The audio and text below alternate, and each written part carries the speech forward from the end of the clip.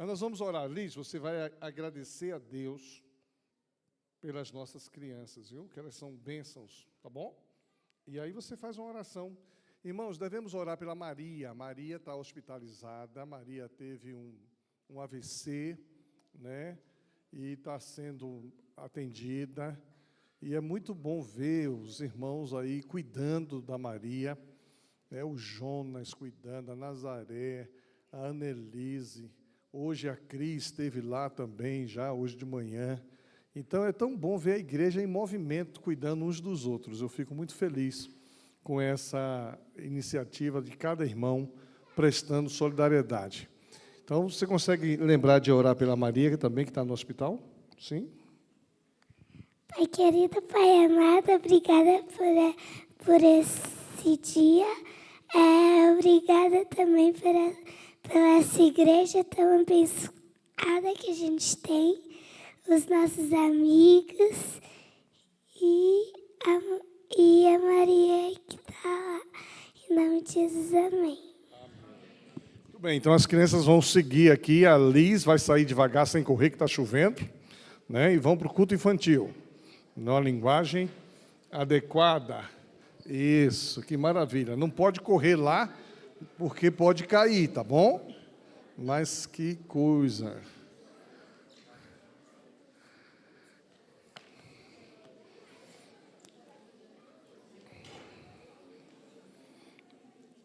Fica de olho nele lá, viu, Eliel, para ver se ele dorme. Nem ouviu.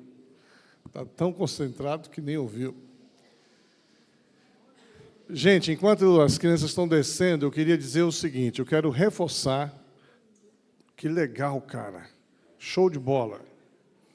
Quero reforçar a reunião para a integração dos irmãos. É muito importante que você, que não conhece como a nossa igreja funciona, participe desta reunião. Você que está nos visitando, é convidado a estar conosco, participar conosco. Você que tem frequentado a nossa igreja já há algum tempo, muita gente pensa que o funcionamento da igreja é só o culto de domingo, não é não. Tem muita coisa acontecendo, muitas áreas que você pode crescer, e você pode se envolver, você pode ser abençoado, e você pode também abençoar a igreja. Então, quem nunca participou de uma reunião de integração, precisa vir no dia 20. Agora, é muito importante que você dê o seu nome para que a gente prepare o almoço na quantidade adequada, tá bom? É muito importante. Eu queria ler com vocês Atos capítulo 6, versículo 5.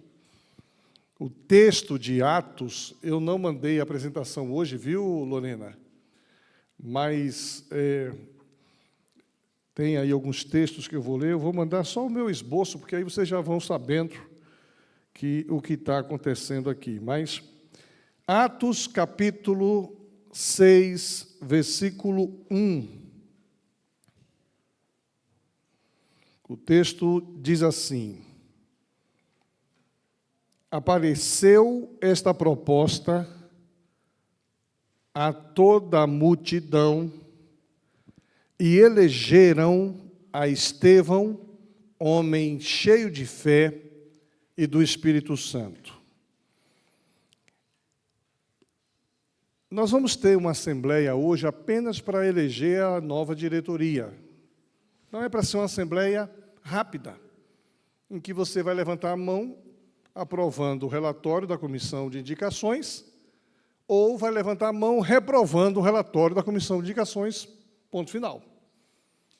Mas eu quero que a mensagem de hoje traga uma boa nova, traga uma edificação, traga um desafio à sua vida pessoal. E quando pensava sobre isso, eu dizia exatamente que, para mim, a forma de ser como igreja, a melhor forma que se apresenta como igreja é a forma batista. Por quê?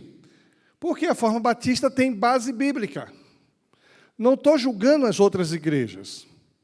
Nós somos uma igreja congregacional. Por que nós somos congregacionais? Por causa dos princípios bíblicos em que a congregação elege. Então, esse texto aparece a palavra elegeram. Há uma indicação de nomes aqui e elegeram. Apareceu esta proposta a toda a multidão e elegeram a Estevão. E aí há uma designação, uma qualificação, uma maneira de ser. Quem é esse Estevão? Homem cheio de fé e do Espírito Santo. Agora, esse versículo está dentro de um contexto, e eu quero ler, capítulo 6, de 1 a 7. Acabei de mandar para você aí, Lorena, o nosso esboço. E nessa versão que eu estou usando, a NVT, diz assim o texto bíblico, e é bom saber que há um problema na igreja, e aí eles tomam a iniciativa de indicar e de eleger alguém. Olha o que diz o texto. À medida que o número de discípulos crescia, surgiam murmúrios e descontentamento. De vez em quando eu vejo algumas pessoas murmurando aqui, de vez em quando eu vejo alguns descontentes aqui, e eu quero que isso não aconteça na nossa igreja. Agora, por que não vai acontecer aqui, se aconteceu na igreja primitiva, na igreja de Jerusalém? Eu estou querendo demais. Não é verdade? Olha, à medida que o número de discípulos cresciam, surgiam murmúrios e descontentamento. Os judeus de fala grega se queixavam dos de fala hebraica. Hoje nós temos um número grande aqui de irmãos de fala hispânica. Né, Frank? Quantos nós temos hoje aqui de manhã? Bastante hermanos que habla espanhol. E nós temos bastante irmãos que falam português. A igreja primitiva vivia mais ou menos isso, né? Os judeus de fala grega se queixavam dos de fala hebraica, dizendo que suas viúvas estavam sendo negligenciadas na distribuição diária de alimentos. Havia uma dificuldade, um problema na igreja. Por isso, os 12 convocaram uma reunião com todos os discípulos e disseram: nós, apóstolos, devemos nos dedicar ao ensino da palavra de Deus e não à distribuição de alimentos. Então, tem coisas na igreja que alguns fazem e tem coisas que outros fazem. Sendo assim, irmãos, escolham 7 homens respeitados, cheios do Espírito Santo e de sabedoria, e nós os encarreguemos desse serviço. Então, nós nos dedicaremos à oração e ao ensino da palavra. A ideia agradou a todos e escolheram Estevão, homem cheio de fé e do Espírito Santo, e também Filipe, Prócopo, Nicanor, Timon, Pármenas e Nicolau de Antioquia, que antes havia se convertido ao judaísmo. Agora, há uma relação de 7 homens, nomes sugestivos para você colocar no seu filho. Todos eles. Né? Você que me deu agora essa notícia de que está grávida, não vou nem olhar para não entregar você. Você pode escolher colocar lá Estevão, Filipe, Prócoro, Nicanor. Eu tenho um tio chamado Nicanor. Timon, Pármenas, Nicolau. Agora, interessante que desses nomes citados, o texto faz um comentário, tece um comentário, dá um destaque a Estevão. Esses 7 foram apresentados aos apóstolos, que oraram por eles e lhes impuseram as mãos. Assim, a mensagem de Deus continuou a se espalhar, o número de discípulos se multiplicava em Jerusalém, e muitos sacerdotes também se converteram. Muitos religiosos tiveram despertar da fé. Muitos sacerdotes se converteram, porque tem muita gente que às vezes frequenta a igreja, mas não é convertido. E aqui, preste atenção, tem muita gente que foi criado na igreja, tem muita gente que até batizado na igreja, mas nunca teve uma experiência transformadora com Jesus, uma experiência pessoal com Jesus. Houve um avivamento na igreja. Por isso eu dou destaque ao versículo 5, apareceu esta proposta a toda a multidão e elegeram Estevão, homem cheio do Espírito Santo. Há um destaque, há um diferencial, um homem íntegro, cheio do Espírito Santo. Estevão, na Bíblia, foi escolhido como um dos 7 primeiros diáconos. Aí surgiu um problema na igreja. Esse problema precisava que a liderança fosse reposicionada, que a liderança assumisse níveis de atuação. Os 12 fazem essa proposição porque estavam perdendo tempo cuidando de questões administrativas.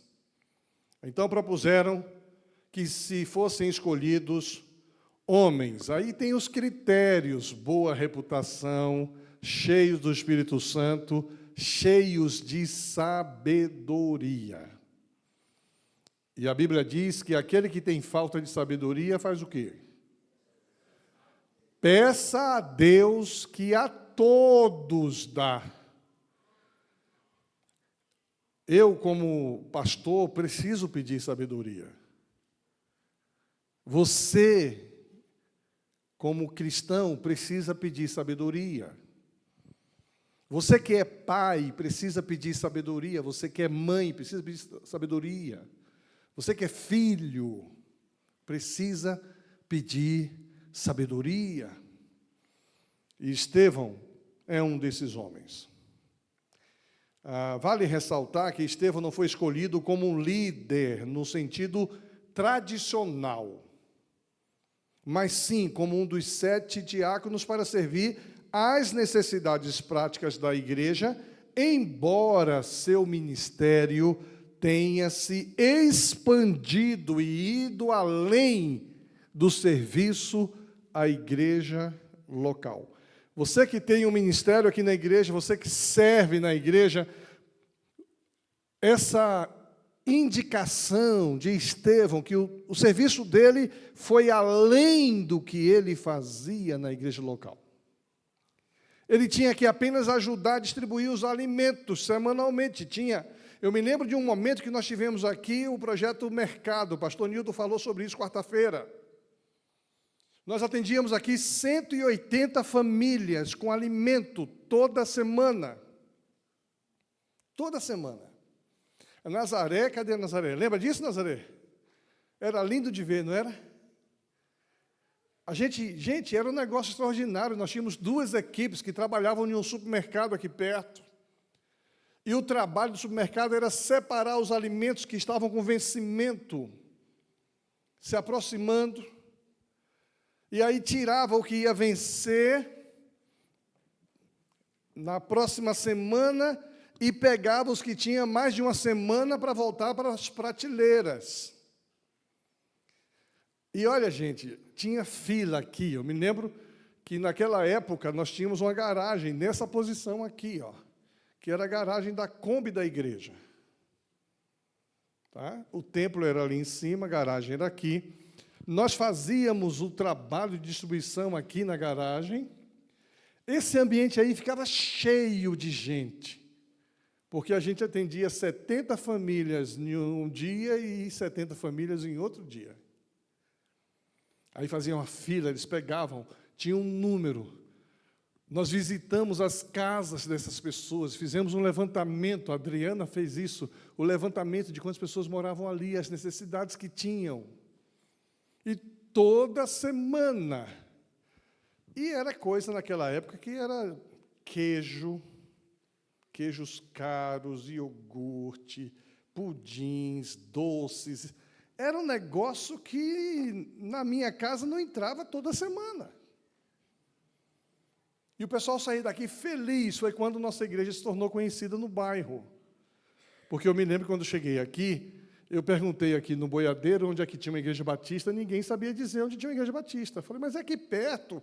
Eu vim aqui, mas eu vim de noite, não sei onde é que é. Perguntei a uma pessoa, não sabia onde tinha uma igreja batista. Fui na panificadora, não sabia que tinha uma igreja batista, acredite se quiser.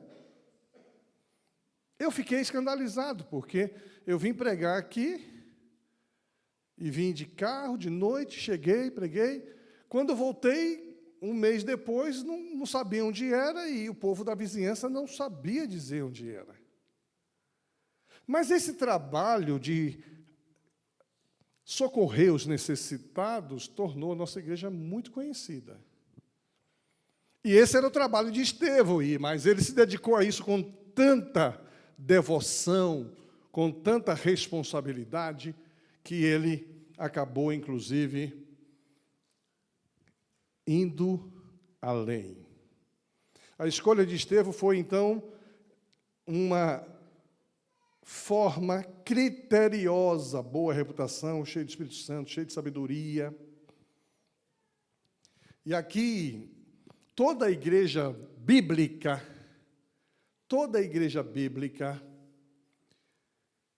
pode ter sido impactado pelo ministério de Estevão. E eu destaco aqui pelo menos 3 impactos. O primeiro, o impacto ministerial. Transcendeu, foi além a função original de diácono. Depois ele realizava sinais e prodígios. Ele tinha a atribuição de distribuir os alimentos, mas ele fazia sinais e prodígios. Eu brinquei com o Frank essa semana, que a Dona Beth, quando era zeladora da igreja, tinha gente que vinha aqui orar com a Dona Beth. Tinha gente que passava aqui para, Beth, ora por mim. Falei, Frank, você tem que orar pelas pessoas que vierem aqui. Às vezes o pastor está aqui, às vezes um dos pastores, né, Nildo, estamos aqui. Mas quando a gente não tiver aqui, o povo vem aqui, diz, qual é o seu problema? Aí você diz assim, não existe problema sem solução. A resposta é assim, aprenda. Não existe problema sem solução. Você veio ao lugar certo. E nós vamos apresentar o seu problema a Deus, que pode fazer tudo. Aí você ora em nome de Jesus. E sinais e prodígios continuarão a acontecer em nosso meio. Ele demonstrava grande poder na pregação. O trabalho dele era um trabalho administrativo, braçal, mas ele apresentava grande impacto e poder na pregação. Um outro impacto histórico, foi o primeiro mártir da história. Primeiro mártir cristão da história, não. Primeiro mártir cristão da história. Foi o primeiro a ser apedrejado. O seu discurso no Sinédrio é um dos mais longos registrados no livro de Atos. Sua morte catalisou a primeira grande perseguição à igreja cristã.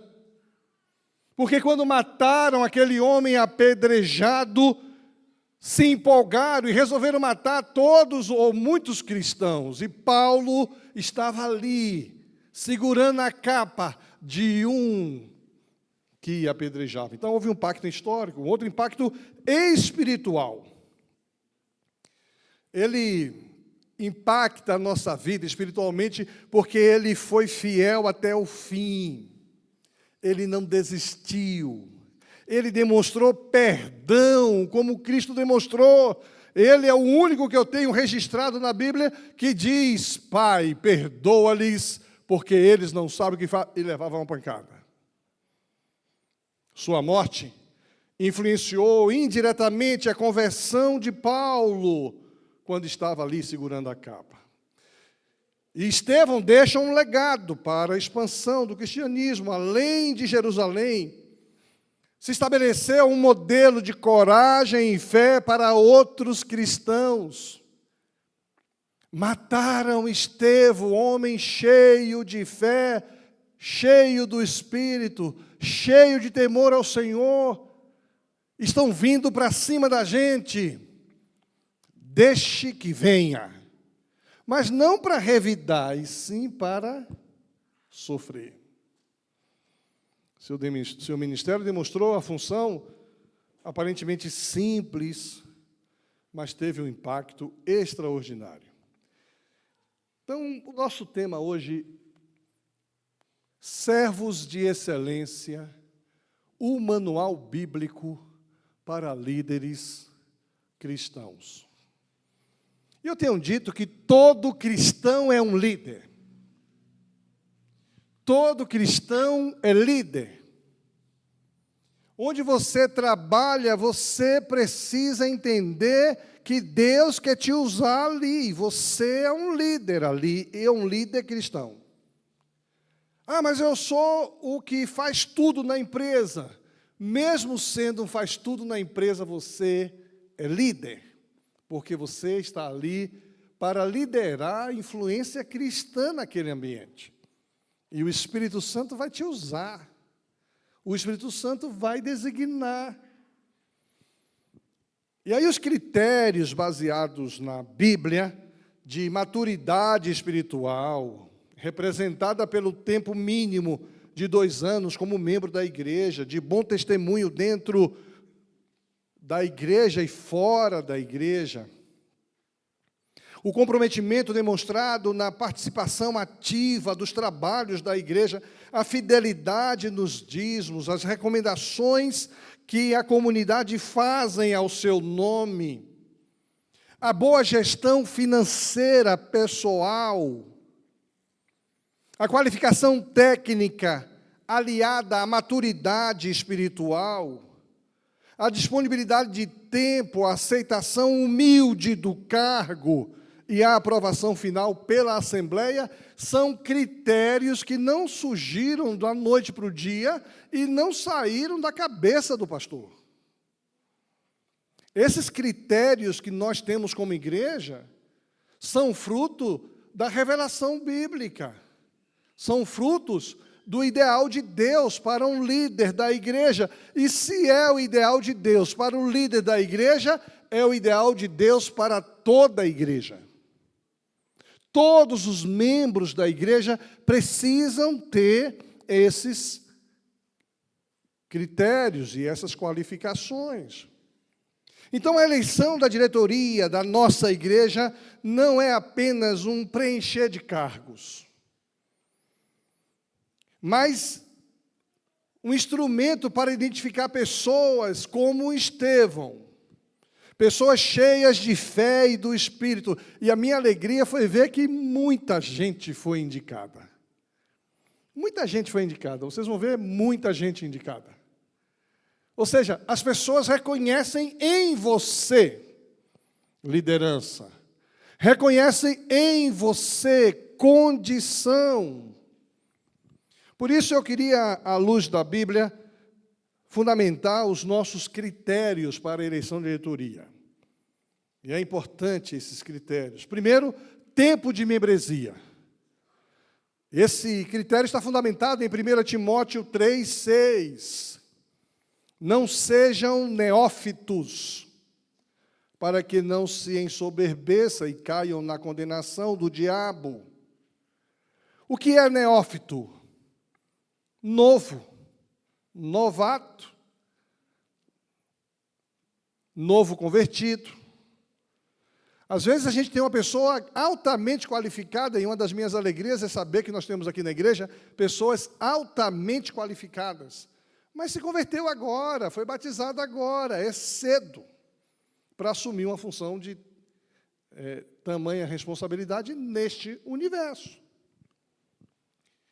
Agora, a pessoa pode exercer, se não tiver outra pessoa melhor qualificada. Então, a preferência por membros com mais de 2 anos na igreja nos dá a segurança de que é alguém que conhece a igreja, é alguém que sabe, percebe, entende o histórico, entende os desafios atuais e tem a compreensão da visão, dos valores da igreja. Bom testemunho. O texto bíblico de Timóteo diz assim: é necessário, pois, que o líder seja irrepreensível, tenha bom testemunho dos de fora, para que não caia em opróbrio. Esse termo opróbrio, o que é opróbrio? Como é que é?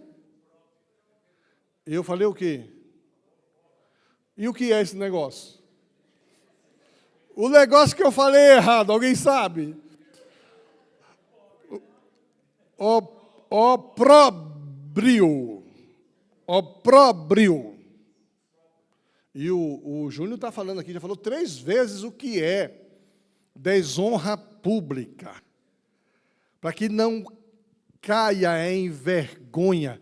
O indivíduo é líder aqui na igreja, mas lá fora ele é classificado de alguém complicado.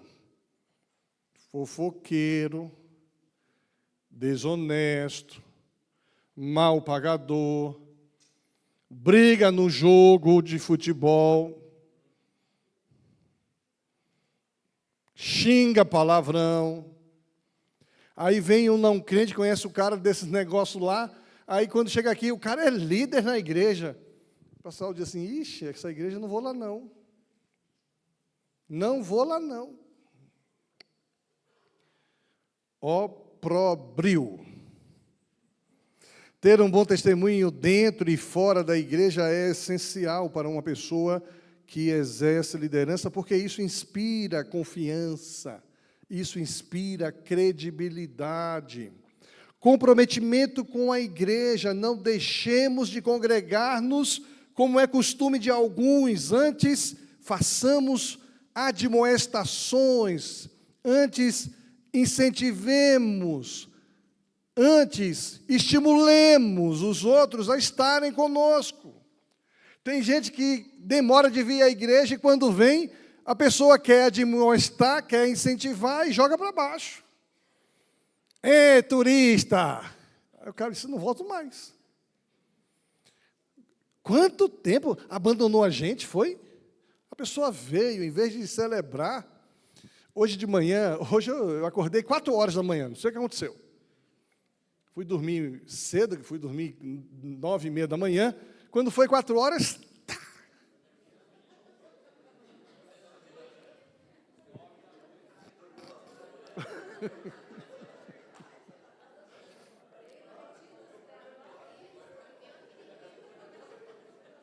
fui dormir 21h30 e acordei às 4h. Acordei, orei por todos vocês, ia mandar uma mensagem para vocês. Aí pensei nisso, Graça, foi bem isso mesmo. Orei, porque eu dobrei os meus joelhos, orei por vocês. Alguns eu orei dando nome, alguns eu coloquei na coletividade, e ia mandar aquele recadinho que eu mando: acabei de orar por você. Hoje nós temos assembleia, temos ceia à noite, venha estar conosco. Aí eu olhei aquela chuva caindo. Aí eu falei: puxa vida, se eu acordar os meus irmãos nessa hora, com uma mensagem chegando, plim, o pastor me cobrando para estar aqui. Os comprometidos com o reino de Deus, que ouvem a voz do seu pastor, virão, porque obedece. Os que não ligam para isso não virão de qualquer jeito. Aí eu falei, vou submeter aqueles fiéis, aqueles obedientes, a saírem de casa no frio e virem porque o pastor chamou. Aí eu não mandei a mensagem para vocês, mas orei por vocês.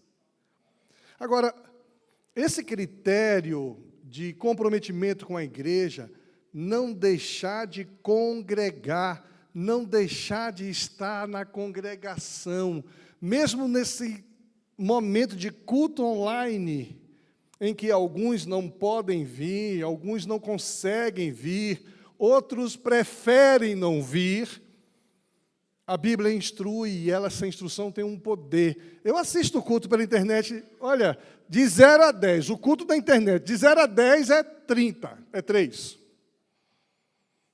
Ah, não é a mesma coisa. A adoração não tem o mesmo impacto. A mensagem não tem a mesma conexão. A gente entende, a gente aprende, a gente é abençoado. Mas não deixando, esse comprometimento com a igreja é fundamental. Dizimista fiel, trazei todos os dízimos à casa do tesouro, para que haja mantimento na minha casa, fazer prova de mim, diz o Senhor. Indicação de outros. Então, Paulo e Barnabé designaram presbíteros em cada igreja e, após orar com jejuns, os encomendaram ao Senhor. A indicação de um membro da igreja é fundamental. Então, isso é um critério. Ah, eu quero ser, ninguém me indicou.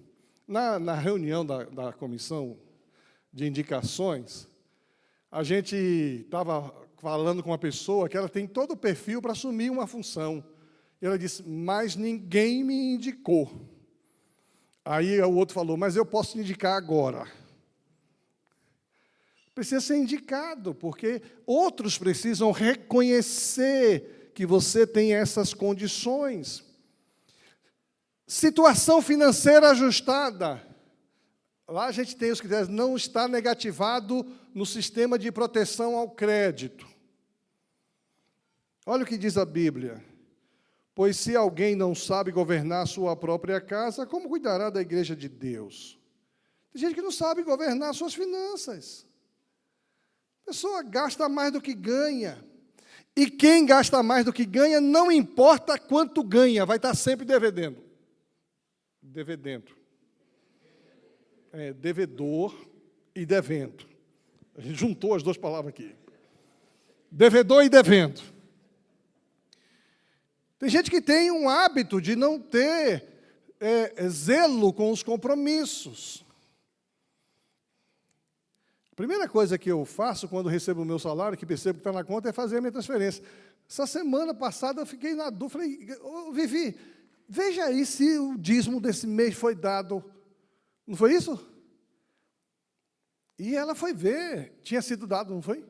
Eu ia dar de novo, ela não pediu.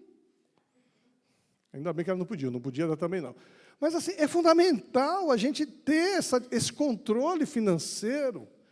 Por isso que a gente tem isso como critério.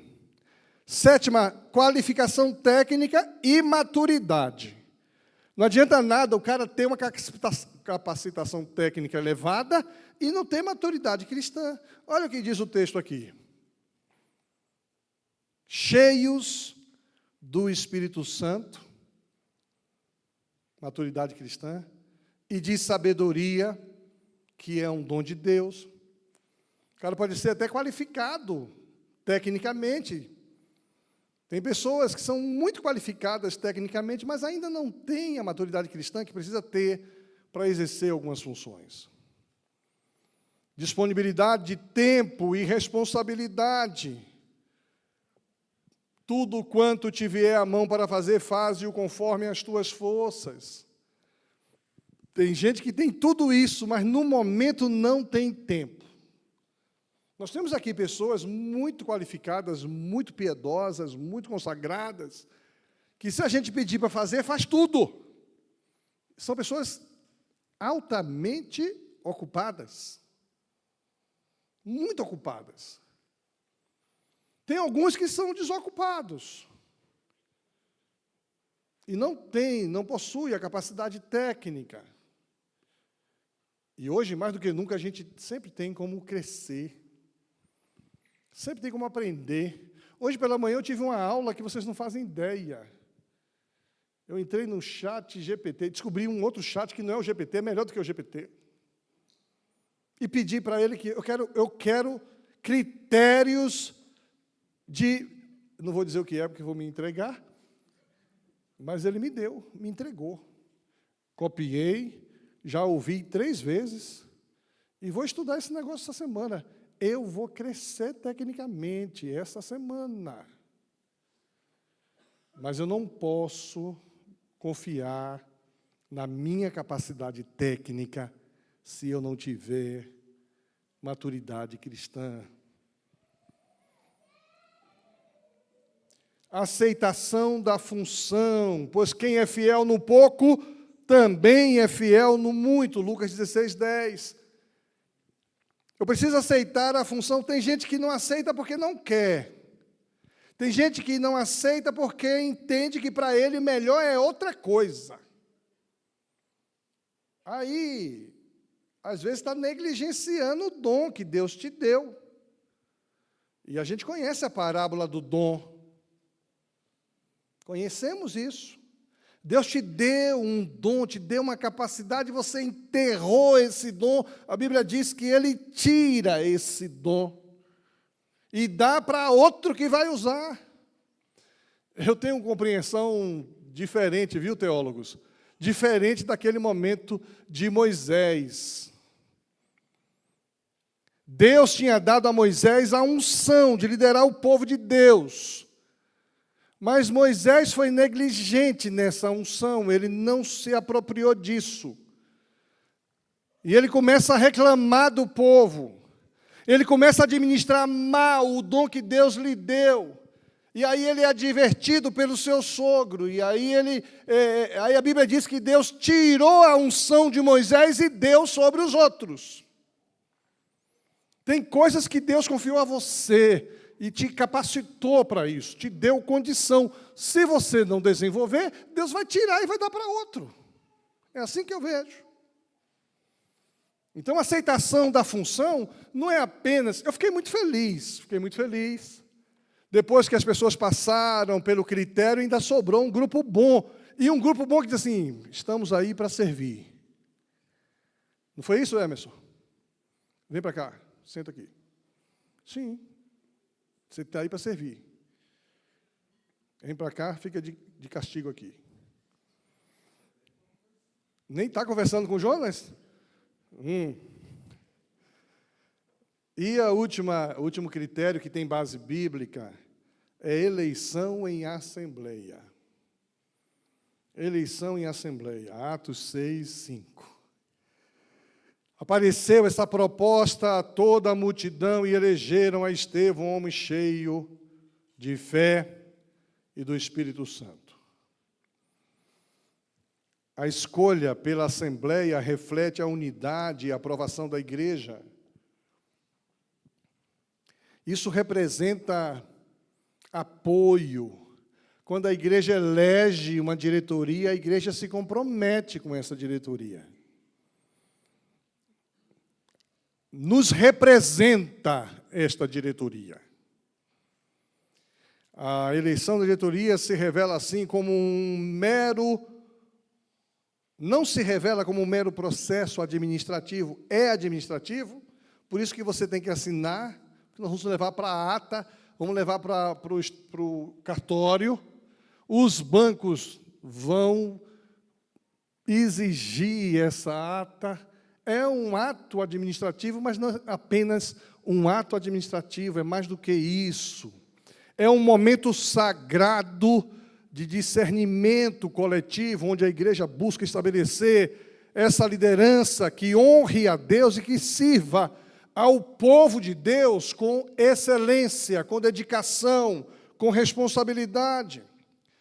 A diretoria deve ser um reflexo de integridade e compromisso, servindo a igreja com dedicação e amor. Então, nós vamos agora contemplar o trabalho da comissão, e o Emerson eu estou chamando porque ele é o relator da comissão. Você sabia que você era o relator? Agora você está sabendo. Porque quem coordenou todo o trabalho foi você. E você era o relator. Vamos botar a tela ali, então, e a gente vai dar uma olhadinha em todo o trabalho que foi feito. Vem cá, Emerson. Hoje houve uma convocação para a Assembleia, hoje, dia 3/11. E o João Pedro não veio hoje aqui, não, foi? O João Pedro não veio hoje? Aonde? Ô, rapaz!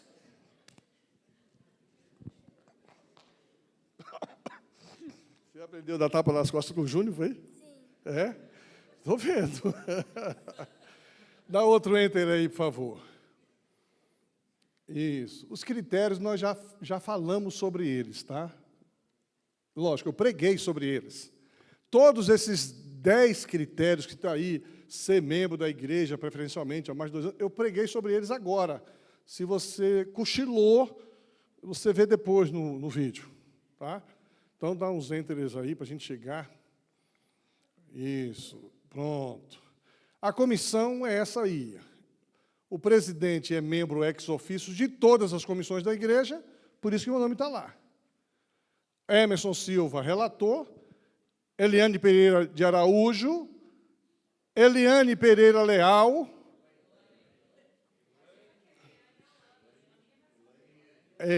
Lana Eliane Pereira de Araújo. Elaine é Elaine. Jonas Bonaparte. Michael Ricardo Fiestauer. Viviane de Oliveira. E Valdeir Cipriano de Souza. Vamos lá. Pode agora.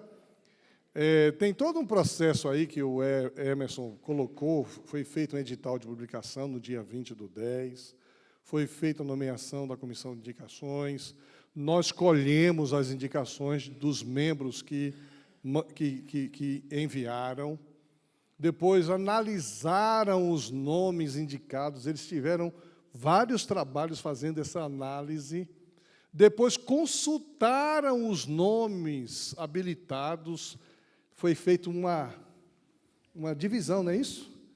Cada um ficou com alguns nomes para consultar. Isso. Que voz bonita. Era? Então, vamos ouvir o Emerson. Não, pode continuar, pastor. Apresentaram os nomes indicados à Assembleia, que é esse momento agora que nós estamos fazendo, e vamos eleger e dar posse à diretoria. Então, quero passar a palavra para o Emerson, que a voz dele está muito bonita. O próximo slide, fazendo favor. Nós fizemos, então, a comissão de indicação. A primeira reunião foi feita através de WhatsApp, com essa convocação, e no dia 20/10, das 9h30 até o meio-dia, ficamos em análise desses nomes. Foram vários nomes, e passamos aí por todos aqueles critérios. No dia 27/10, novamente nos reunimos, já com os nomes mais prontos para serem trazidos à Assembleia, e o fechamento desse relatório foi